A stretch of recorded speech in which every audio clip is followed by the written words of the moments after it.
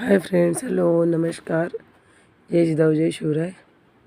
तुमचं माझ्या मिनी ब्लॉगमध्ये खूप खूप स्वागत. आज मी बाजार कसा निवडते सांगते तुम्हाला. बाजार निवडायची एकदम सोपी पद्धत. बाजारातून आणला की लगेच अगोदर कूलर पुढं किंवा फॅनच्या खाली हवेला सुकायला ठेवायचा. सगळं पूर्ण बाजार कपड्यावर किंवा ह्याच्यावर ठेवला तरी चालते, रद्दीवर, पेपरवर.